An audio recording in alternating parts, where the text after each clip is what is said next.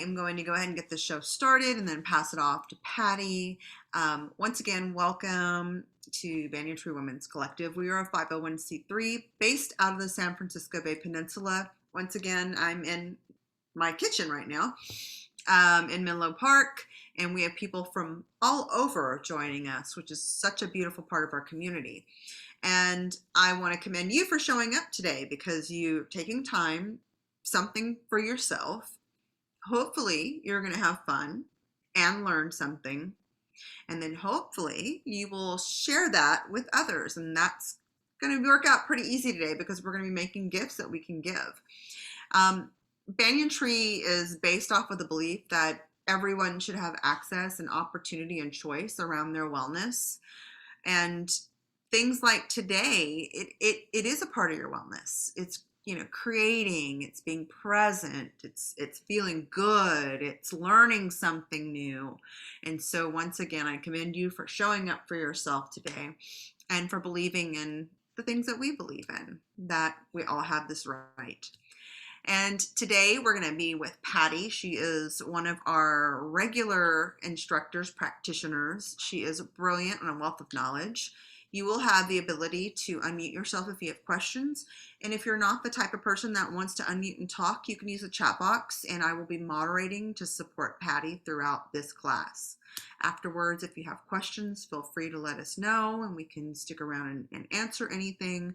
And then you will receive takeaway and a thank you email after class. If for some reason you do not receive it, because technology is technology, we want to email info@banyanwomen.org and we'll get you the information. All righty, here we go, Patty. I'm gonna replace my spotlight with you. All right, thank you. Thank you so much, Mel. This is very exciting, but also bittersweet, it being my last class of the year. So crazy, right? How quickly 2021 has flown by. So with that, let me go and share my screen. And I've got a short set of slides prepared today.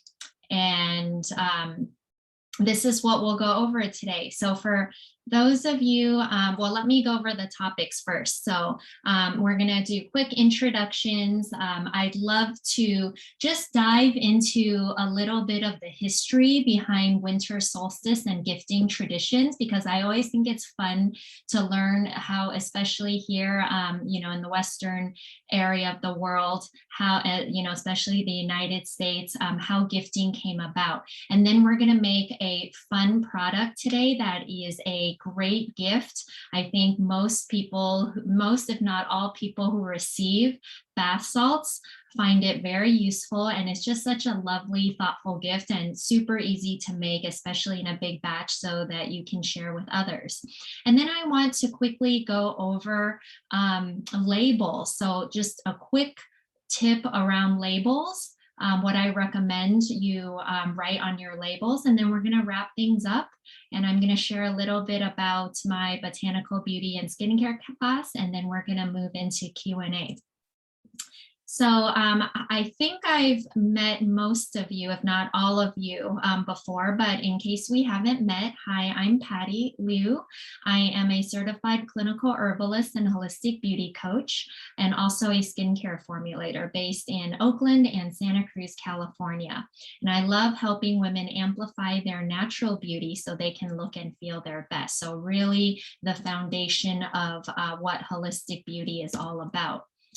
So my skincare business is called Free Flow Botanicals, and it was created to help you carve out and cultivate rituals for yourself that help you reignite your inner rhythms. So you can learn more about my skincare products and a variety of beauty tools at freeflowbotanicals.com. All right, so really quickly on winter solstice, I'm personally a summer gal myself, but there is so much around winter I have to appreciate, especially the history of winter. So winter solstice was originally a pagan holiday that was celebrated on the day of the shortest day and the longest night. So in Scandinavia, the Norse celebrated solstice with a feast of Jule, or Yule as we now know it today. So to recognize this holiday, fathers and sons would bring home large logs, which they would set on fire. And people, the Norse, would feast until the log burned out, which could take as many as 12 days. And they believed that with each spark of the fire, it would represent a new pig or calf born during the coming year.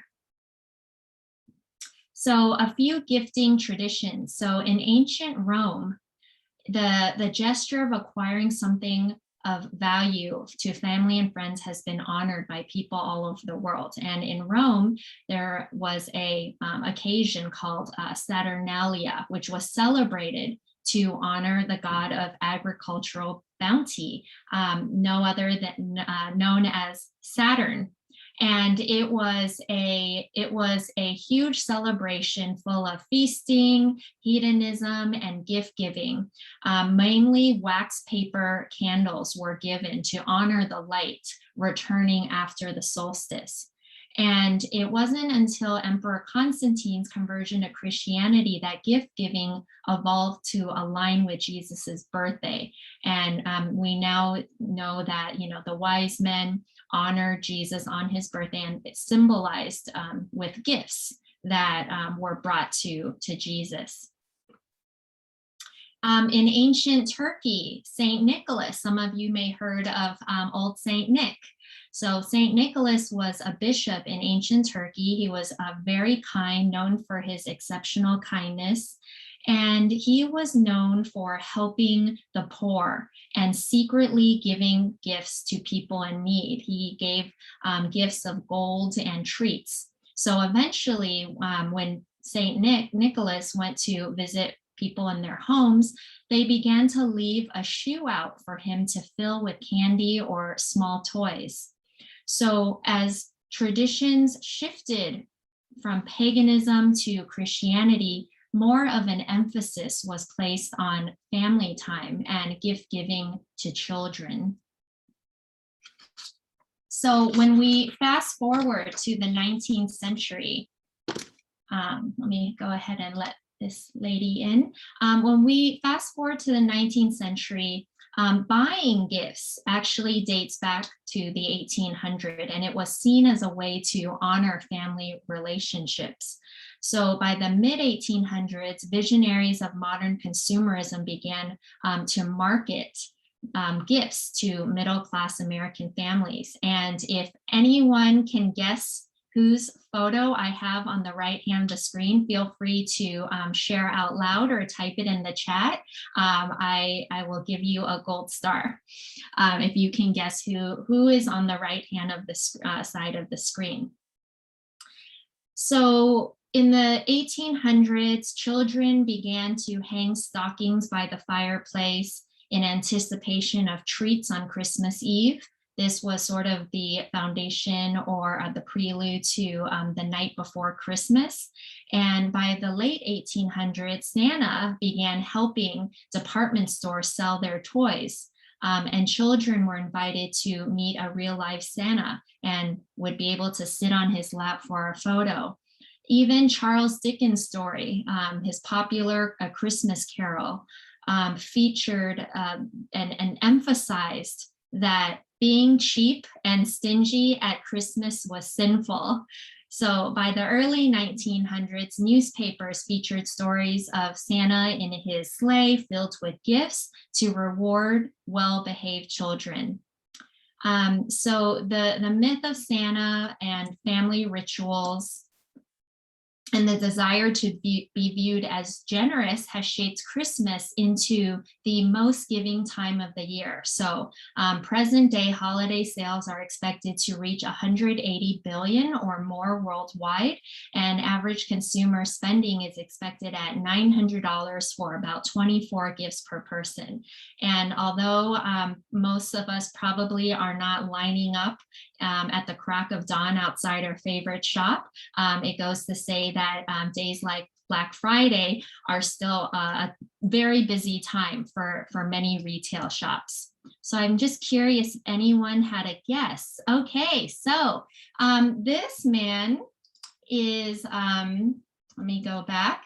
This man is Roland H. Macy. So hopefully that sheds some light on the whole advent of modern consumerism. So Macy really was the pioneer for consumerism and gifting and marketing, and including Santa Claus in his marketing ads.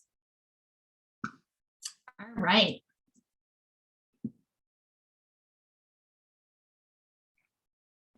Okay, let's talk about handmade gifts. So I shared a bit of history around gifting and traditions around gifting, and the fact that we are expected to spend, for the most part, a large sum of money this holiday season. So an alternative to that is to make your own gifts, right, by hand. And there are a variety of gifts you can make, including the bath salts that we'll be creating later in this class. So why make your own gifts? I'm listing a few of the reasons that really speak to me, and I would love if any of you would like to chime in and share your own personal ideas around why would it make sense to make your own gifts, or why you choose to. So for me, it's far more economical. It's more personal. For me, it's a very hands-on fun activity. I am a very hands-on person. I love to work with crafts and DIY. Ever since I was a kid, I would cut up clothing just to sew it back together. It really pissed my mom off, but just hands-on. It gives you a break from daily tasks, right? So this in a way could be thought of as a hobby, right? So it's a break from the daily mundane tasks or work obligations or your daily responsibilities. It's a fun way to take a break from all that. And then before I continue, I just want to read on the chat. Mel puts the emphasis on care and personalization. Absolutely.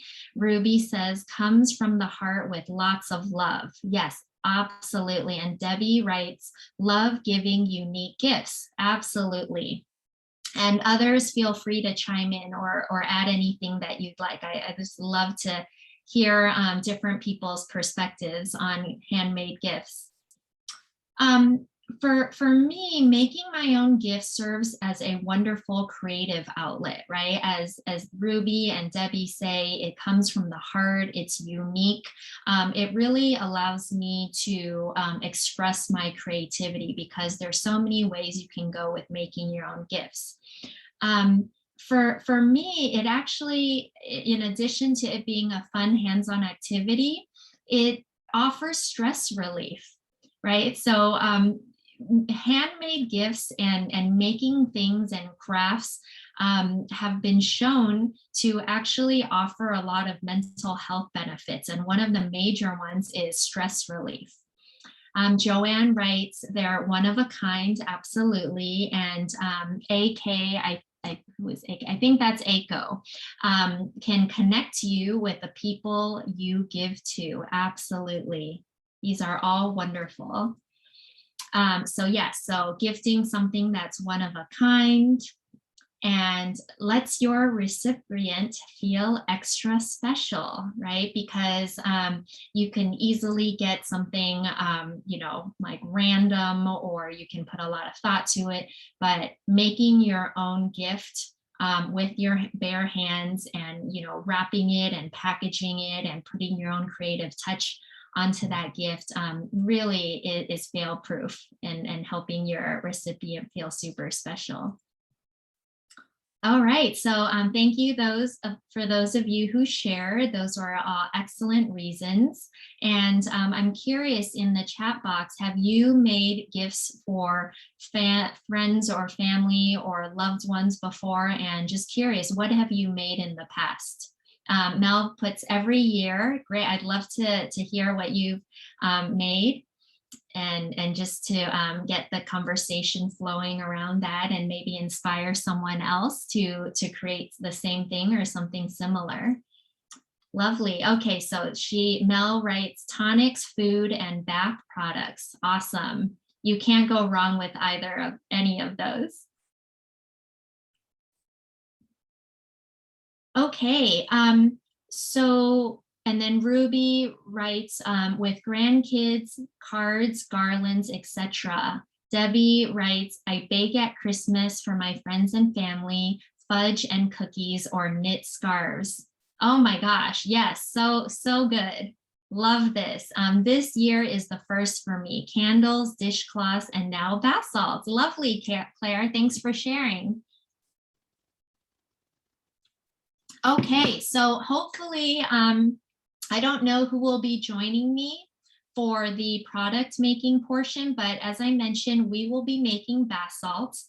And I want to just dive a little bit into bath salts and talk about their beauty benefits as well as their internal health benefits.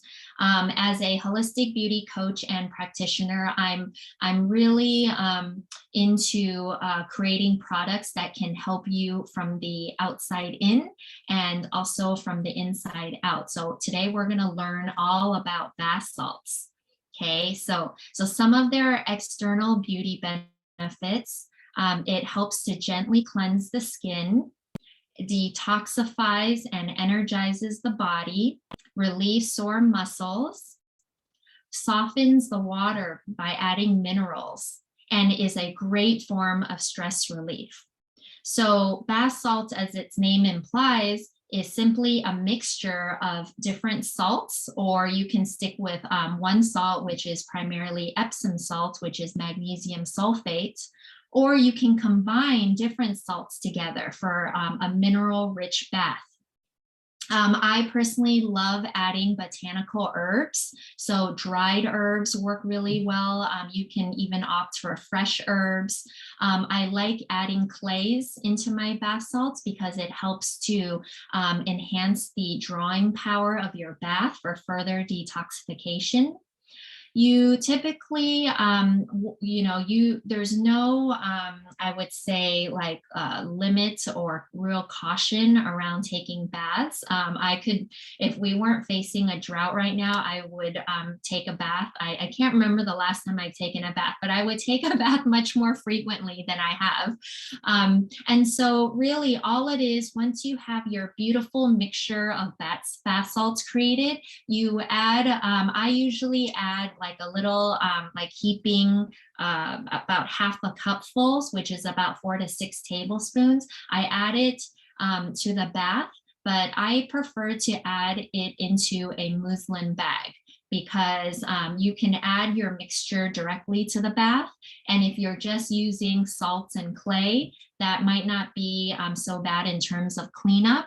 But if you wanted to add botanicals and sometimes you don't want to deal with like a clogged drain or just messy cleanup, adding it into a muslin bag will allow the bath water to absorb all the goodness, the minerals, the nutrients, the medicinal constituents from your botanicals. It will all get absorbed into your bath water. And it just makes for easier cleanup. Some people I know don't have access to a muslin bag, so they will take like a clean sock.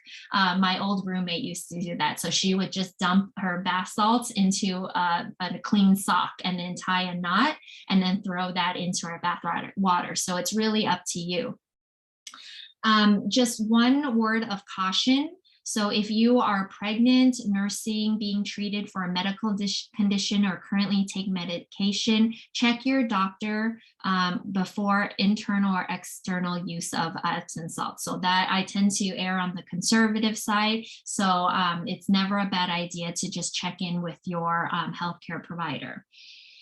So let's talk a little bit about Epsom salt. So who here has taken an Epsom salt bath?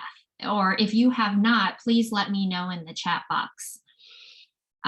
Who here has taken an Epsom salt bath, and who, if you've never taken one, please let me know. I'd love to know. I'm very curious. Okay, Aiko has not.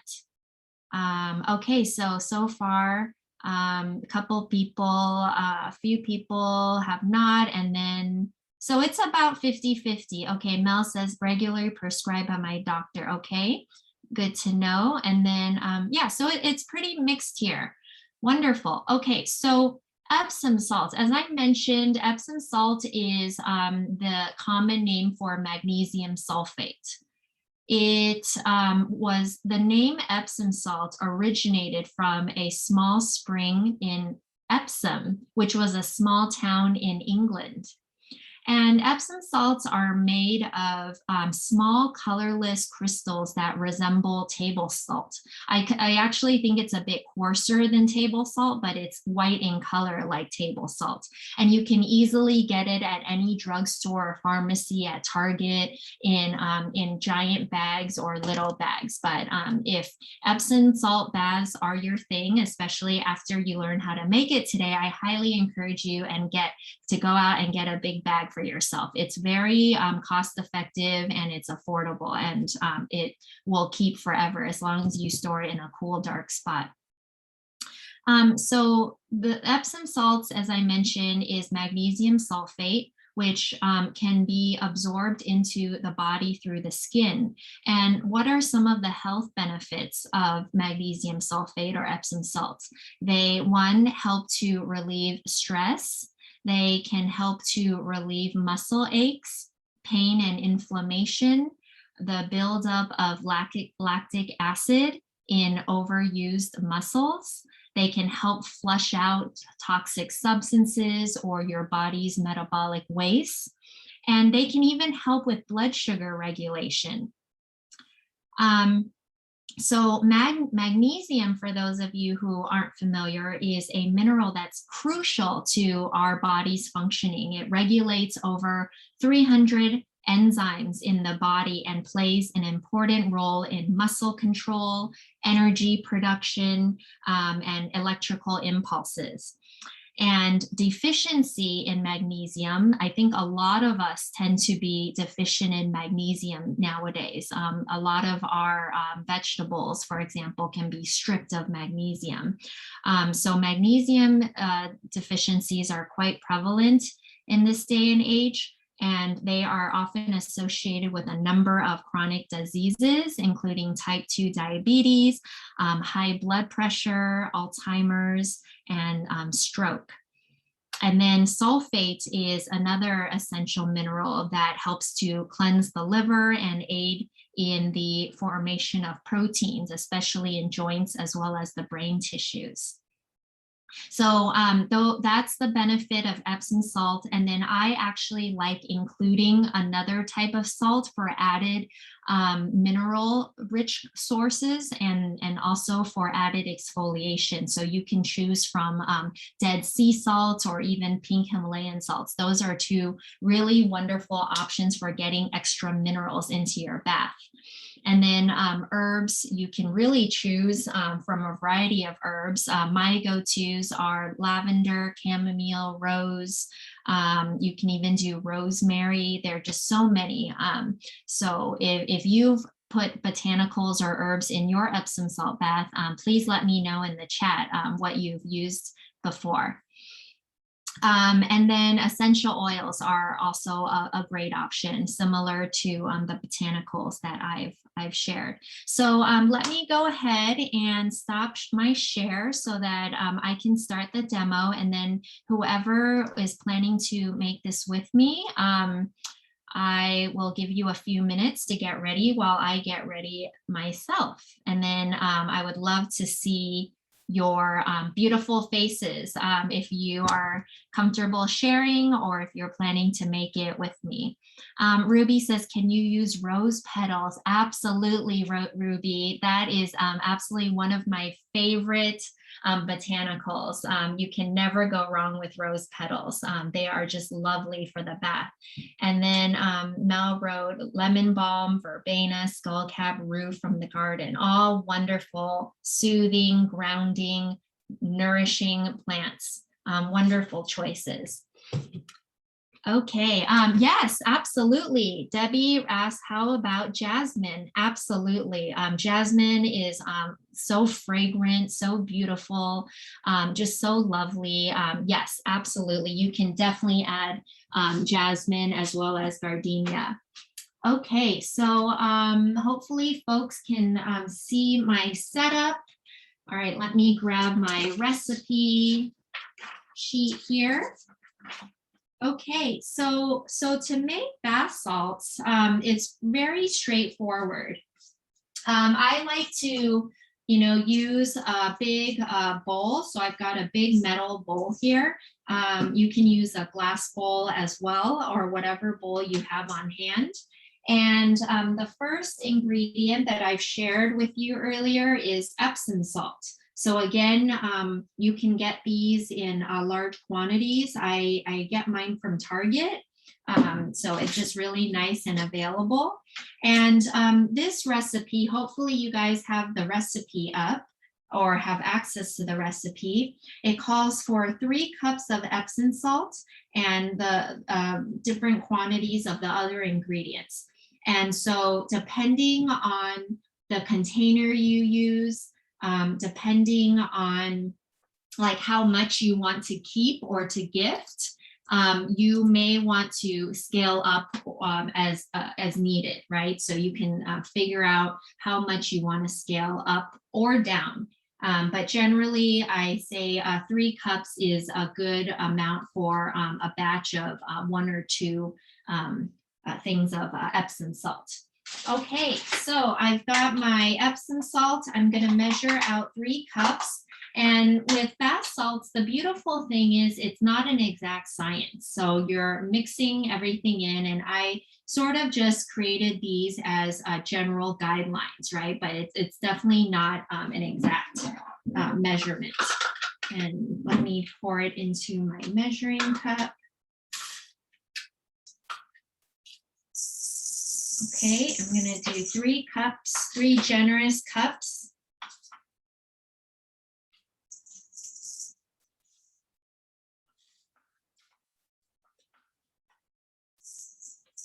Okay, and then if you're curious to know how much that comes out to, here, hopefully you can see it a little bit without me spilling everything. And then next, I'm going to add a cup of sea salt. So I like using fine sea salt here. Again, you can use Celtic sea salt, you can use dead sea salt, pink Himalayan salt. Those tend to be higher in minerals as opposed to iodized salt, right? Which is basically stripped of minerals. So you want to use something that is high in minerals, and this is often a salt that you can find in the bulk food section of your grocery store or supermarket. So I'm going to add a cup of dead sea salt here.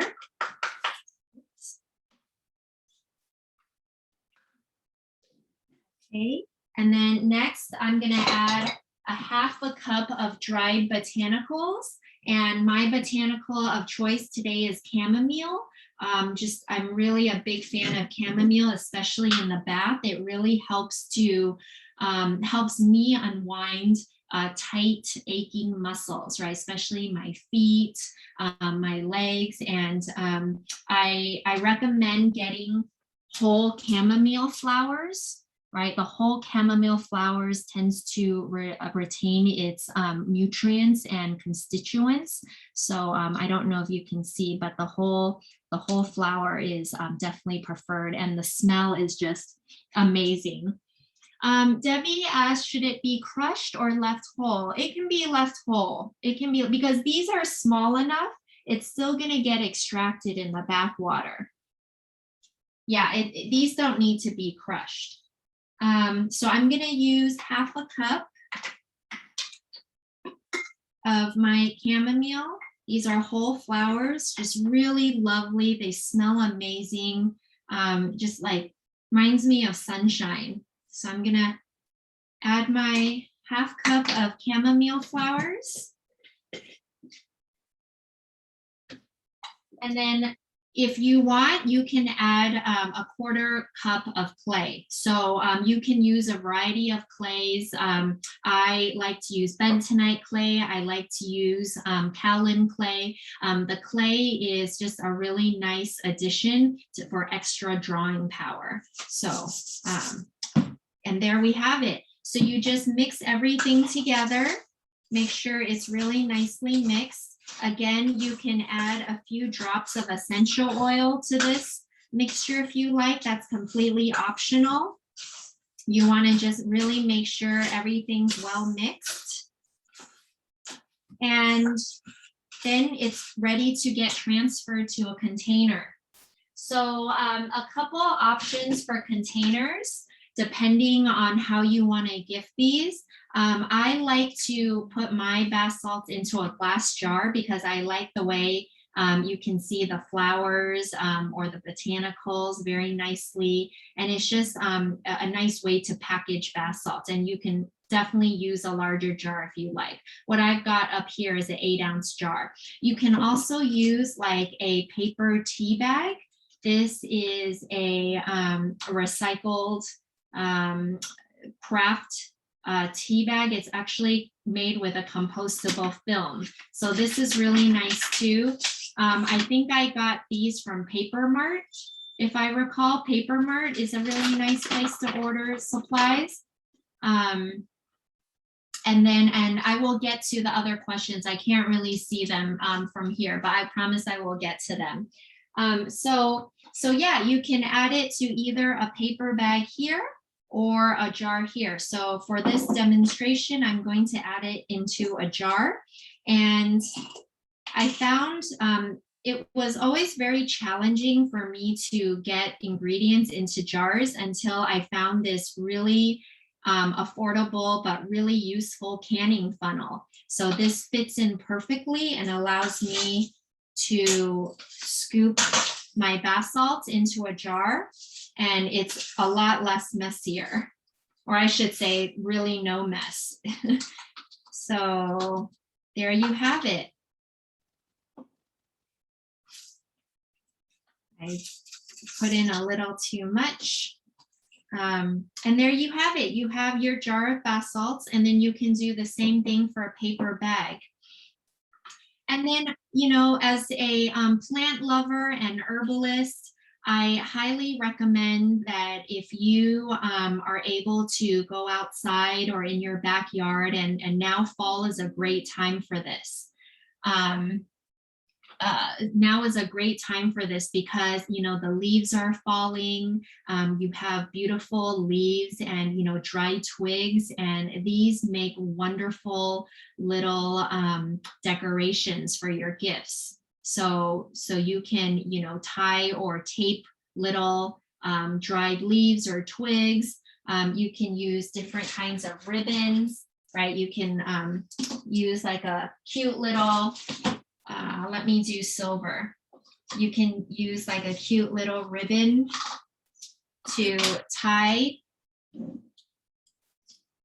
your jar, right? Or you can, if you opt for a bag, you can use some twigs or leaves, like dried leaves, or if you have access to like not like low moisture herbs like rosemary or sage, you can even add some rosemary or sage to your bag, right? So this was a pretty pathetic knot, but you get the idea. So yeah, that's pretty much it. I'm trying to think if if for those who are into fabrics, If you choose to use a jar, you can even tie like a little piece of fabric, right? So I have this really beautiful candy cane style fabric. You can even cut it like a square and then put it on top of your jar like this, and then wrap some ribbon around it. So these are just really nice, easy ways, right, for you to wrap your gifts, and you don't necessarily even have to go out and buy gift wrapping paper. So yeah, that's it. I don't think I have anything else to share. So let me come back to the computer.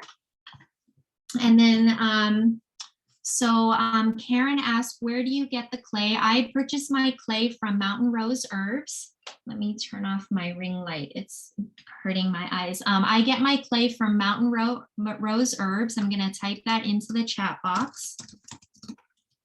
You can also get your clay from like a natural food store. Usually they have that in bulk. And then Mel writes, my canning funnel is life. I wholeheartedly agree with you there. I use it for everything. I think I have 3. Ruby asks, can lemon zest be used? I love the smell of lemons. So I would say if you are using lemon zest, you might want to dry it out a little bit first. So if you have a dehydrator, you can use that. Or if you take the zest and you grate it and you put it on like a piece of parchment paper and then put that on top of a cookie sheet, you can put that in the oven with just the pilot light. That's a really gentle way to dry out the lemon zest, right? I would not recommend using fresh lemon zest unless you are using the lemon zest for a fresh batch of bath salts. If you're giving it as a gift, you might run the risk of, spoiling your bath salts. So that's just the general rule of thumb. Okay, so let me go ahead and share my screen again. I have a few more things to share. Okay, hopefully you can see my screen okay. Let me get the chat box back up. All right. Okay, so a couple of tips around labeling, and this is something where if you are gifting to family or friends, it's good to start practicing, right? The art of labeling. Your label typically should include the name of the product, and I recommend trying to be descriptive as possible, right? So if you were to create bath salts, right, and you use very invigorating herbs and ingredients like lemon zest, right? Maybe to you that's relaxing, but generally that tends to be more of an invigorating blend of herbs like lemon or rosemary, right, to energize. So just try to be as descriptive as possible. The directions, so how is your recipient to use this product, right? So general directions. And then the ingredients. So I recommend listing the ingredients in order of the largest quantity to smallest quantity.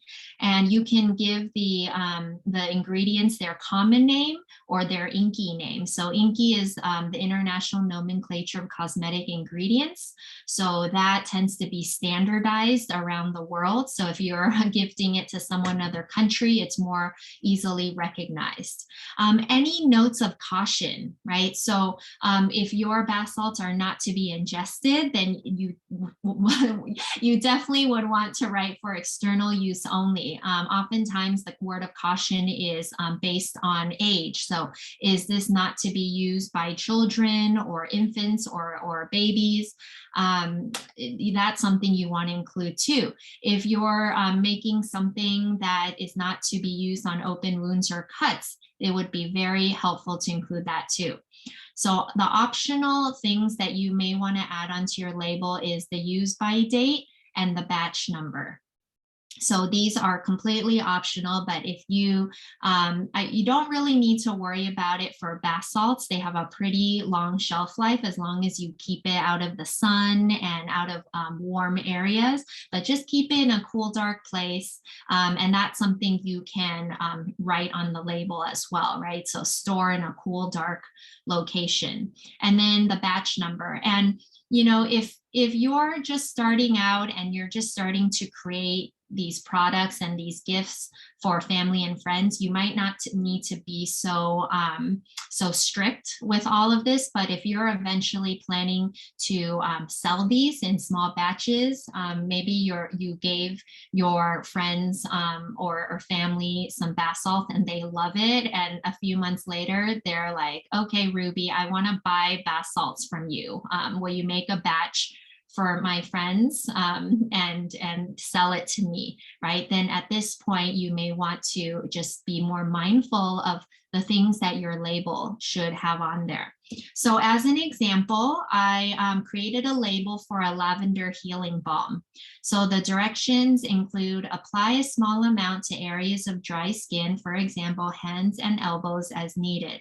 And the ingredients, I actually chose to list both the inky name, which is for olive oil, it's Olea europea, and then the common name as well. So this is what I do for the products that I sell.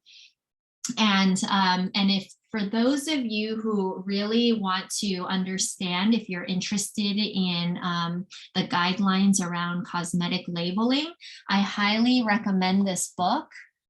Right here, if you can see my video, it's called Soap and Cosmetic Labeling. So it has really good guidelines on proper labeling. So I'm going to put the title into the chat box, and then you can look into if that's something that is of interest to you.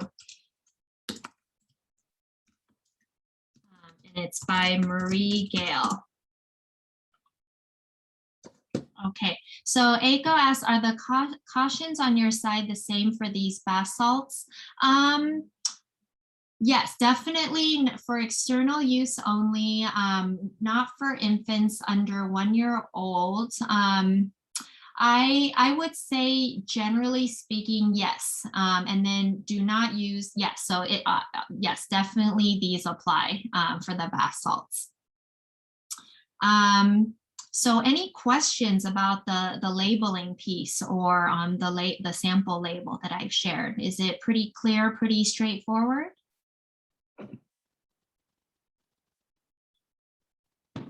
Okay, great.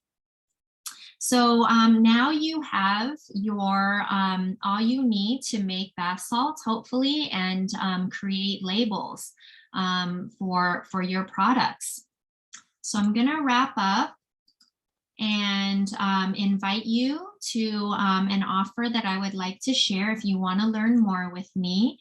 And if this is you, if you're wondering how to take better care of your skin, tired of spending money on expensive products that just don't seem to work, looking to understand your skin more in a way that supports graceful aging, would you like to learn how to make skincare products for yourself, family, friends, or clients? So these include bath salts as well as a variety of other skincare products, including products for the face. Then I do have an online class that is called Botanical Beauty and Skincare. And it is a self-paced online class that will teach you how to take charge of your own health and beauty, feel good about what you're putting on your skin, support healthy aging, right? I am not for so much anti-aging. I'm for graceful, healthy aging. And so what does that look like, right? It's different for everybody. You can save time by simplifying your skincare routine without compromising benefits and results. So oftentimes, if we don't have proper knowledge of what our skin needs and how ingredients work to support our skin, we can actually do more harm than good for our skin, right? Our skin can have a bad reaction or a breakout and get, suffer from inflammation. So for me, it's about simplifying your skincare routine and then supplementing it with whatever actives you need. deepening your relationship with medicinal plants. I am a clinical herbalist, so I work a whole lot with medicinal plants. And then save money by using ingredients from your home garden and kitchen. So I will share with you tips around what you can use from your garden and kitchen. And then feel confident knowing you're able to create your own skincare products. And then lastly, if you are interested in delighting your loved ones by gifting them with unique skincare products that you've created. So this is a 6-week course, but it is self-paced. It starts out with the foundations of the skin because it's really important to understand what your skin needs before you dive into the products and the ingredients you use. So understanding the skin, the physiology and science of the skin is really a crucial foundation. And then really understanding what's your skin type, and maybe not just your skin type, but the type of someone, the skin type of someone whom you're planning to gift products to. Learning about a variety of skin soothing botanicals. So in this module, I dive into botanicals that support you externally. So supporting outer beauty as well as supporting inner beauty. So botanicals are just amazing in my opinion. And I know folks like Mel would agree. She grows so many beautiful botanicals in her garden. So these botanicals that I will be teaching you about are very easy to grow, and you can use them in a variety of skincare preparations. In module 4, I go over natural ingredients. So a lot of these ingredients you can find in your kitchen pantry, but knowing when and how to use them safely in skincare products. Then we're going to go over best practices. So dilution. So dilution of essential oils, dilutions of products, how to keep your working area safe and sterile for making products so you don't run the risk of contamination. And then in the last module, we'll be making products together. I believe it's 5 or 6 products that we'll be creating together, from like cleansers to toners to scrubs. It's going to be a lot of fun. I don't want to go over this in too much detail, but these 6 modules, it's all pre-recorded. I include a variety of checklists and worksheets for you to have on hand, self-assessments, and then support for understanding dry versus dehydrated skin, guide to essential oils, and then a very comprehensive guide to purchasing botanicals and natural ingredients. So this is normally offered at $197, and for this group, I would love to offer it to you at a special price of $67. So it's a savings of $130. So if you're interested, all you need to do is take your phone. I see someone taking her phone. You scan the QR code, and that will take you to the info page. And if this is something that you feel called to learn more about botanicals and making your own products, this is a great time, right? We're in mid-November, and a lot of these products you can make in time for the holidays, for Christmas, for gifting. So the code to use is Banyan Women, and this is a special code. I'm only offering it to this group right now, and it ends Tuesday, November 30th. So additional resources I offer, I have a lot of blog posts on my website, and you can also check me out on Instagram. It's _. And you can also check out my skincare Instagram, which is Free Flow Botanicals. I offer free skincare and beauty consults, so you can just scan this to learn more and schedule a consult with me. And I'd love to help support you for in whatever area you need around skincare and beauty. So with that, I want to thank you so much for attending today. Again, scan the QR code if you want to stay in touch. And thanks again. And I will take any questions. We have a little bit of time left. And I do see Ruby has one question. Should it be mentioned that you check with your doctor?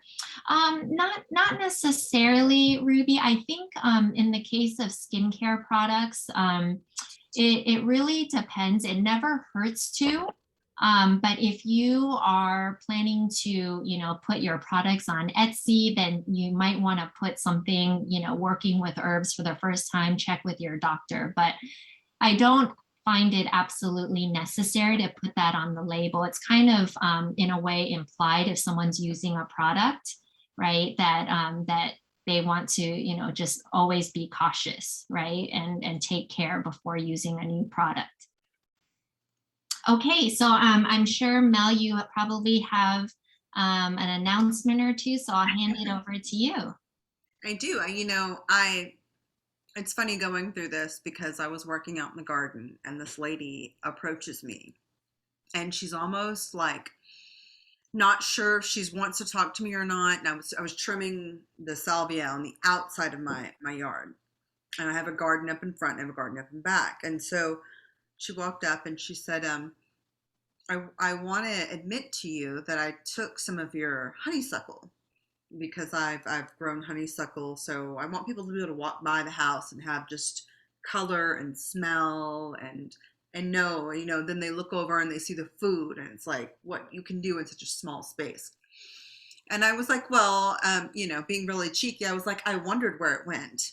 And she was like, I've been meaning to come and apologize. And she was definitely older than me, probably I'd say, I'm guessing probably mid late 60s. And over the pandemic, she's a scientist. Over the pandemic, she started playing around making soaps and soaps for shampoo soap bars and conditioner soap bars.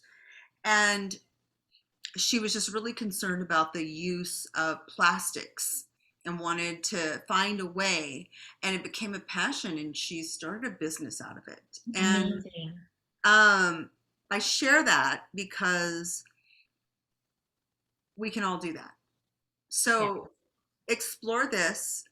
If it's something that really calls to you, dive deeper. Patty's giving you resources to really help you take it up a notch, but don't ever be scared to try, right? Because really beautiful things can happen out of it. So that I just wanted to share that.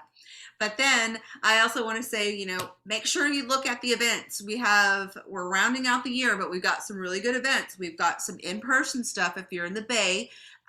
We have a fantastic class this Saturday in Menlo Park in person. Chantal is going to be teaching about fats, and we're going to create fat bombs with a very seasonal specific, perfect seasonal spice mixture, and you'll be able to like see real humans and breathe air or outside in Menlo Park. It's beautiful. So if you're in the area and you want to join, sign up. Once again, everything's free, but we also have a ton of really great free online offerings. So please look at it, look at your schedules, see what's doable, but make sure that you keep that time for your self-care and your learning, because we're about to go into crazy time, right? This is crazy time. There's inflation, there's all these factors, COVID, and we haven't been out of our houses in almost 2 years. So don't let things slip like this where you can come and just kind of be in community and learn. We have sound classes, we have meditation, we've got different nutrition classes, we've got movement. So stay on top of that, right? That's my message to you all. And then you will see some emails coming out. We are a nonprofit. This whole thing is ran by 2 staff employees, all of our beautiful practitioners, and we run off of donations. And we're closing out. You'll see an email about Giving Tuesday, our campaign coming up. We've got an opportunity for you to resource the people that you know, where if you're like, I don't have the money to donate, we do have an opportunity for you to resource your community to raise money. And there's all sorts of prizes that we're giving away, and we're trying to make it really fun and interactive. But we want to meet our fundraising goal for the end of the year because we really want to invest in some core programming for some of the most marginalized and and socioeconomic challenged individuals to be able to have access. And with that comes needing to be in person with really specific programming to support people who may not know where their next meal is coming from, or maybe caretaking for individuals and not have insurance. So we got some really important things planned for next year, as well as more programming like this all year round for everyone in the community. So open your emails if you get one from us. We don't send stuff just to send it, although we love you. We send stuff with purpose. So please open it up. And then just take care of yourselves. And we would love to see your bath salts as you make this stuff. Like, we want to see it. So send an email with a picture, or post it on Instagram or Facebook and tag us, because that's great for us to know that we've helped you in some way. Okay. And then Patty, thank you, because you gave us a whole bunch of information at the beginning that was really interesting. Good. And like a lot of my suspicions, I was like, aha. I knew it wasn't all about that it's consumerism. So we're flipping it, right? We're making something from the heart. It doesn't have to come from Macy's or Neiman's or anywhere else, and it means just as much, maybe even more, because it's personal. Yes. So thank you, everyone. Please take care and sign up for classes and take care of yourselves, and we'll see you soon. Yeah, happy holidays. Yeah, happy holidays. Take care. Bye. Bye.